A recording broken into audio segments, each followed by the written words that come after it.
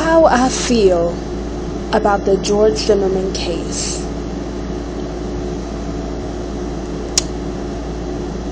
Well, I'll admit I was shocked, real shocked, because, it seemed like to me that everything connected on that George Zimmerman was guilty. So it was most definitely shocking when I found out he was not guilty. The whole scenario just seemed like it to me. But at the same time, I feel like even though I wanted it to be him to be guilty, nobody was there except Trayvon Martin and George Zimmerman. Regardless if George Zimmerman was telling the truth or lying, karma is going to come back to him anyways.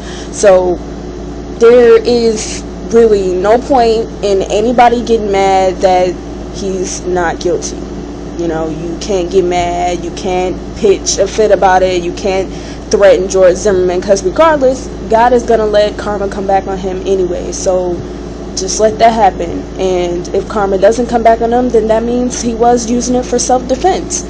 And we can't put this as it's about racism, okay? Because we got a black president. If this was about racism, we wouldn't have a black president. So there's plenty of people out there that, felt this was like that. But come on, we got a black president, okay? And this is not about racism. This is more than that. But people are taking it as this. I'll admit though, the way that the dots connected, it seemed like George Zimmerman was guilty. For one, what really connected me the most is because when they said that George Zimmerman was not, following orders. When they said George Zimmerman to not follow Trayvon Martin and to stay in the car. He wasn't a real cop. He was, a rookie. And so he didn't know much about, cop things.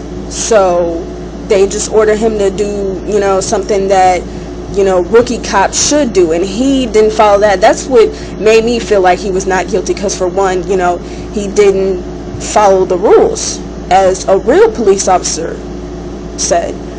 So that's really what most connected me into believing that he should be not guilty, because he was disobeying the law. And second, no matter if he was defending himself or not, he killed Trayvon Martin purposely.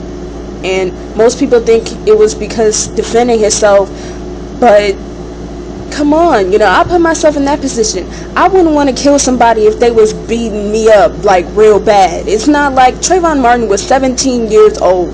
It's not like he was going to try to kill George Zimmerman. And how could he? George Zimmerman was, what, is he 39, in his 30s or 20s? And Trayvon Martin is 17. How can a 17-year-old kill somebody in their 20s or 30s? That don't even make any sense. It's not logical to me. And it seemed that George Zimmerman was purposely trying to kill Trayvon Martin because, for one, he had a weapon. Trayvon Martin did not have a weapon, okay? George Zimmerman had a gun, and he aimed it directly at Trayvon Martin's heart. From what I recall, when you're shooting somebody and it's directly in the heart, you are purposely trying to kill that person. But, it was found not guilty. No one really can get mad about it. You just hope for the best and pray that another scenario like this doesn't happen. But that's how I feel about the whole scenario between the George Zimmerman case. At first I was a little mad, but then you got to think about the positives in any situation, and you just think, if George Zimmerman tried to kill Trayvon Martin was causing misfortune, then bad sin is going to come to him. We can't get mad about it. We just hope and pray for the best that this doesn't happen again.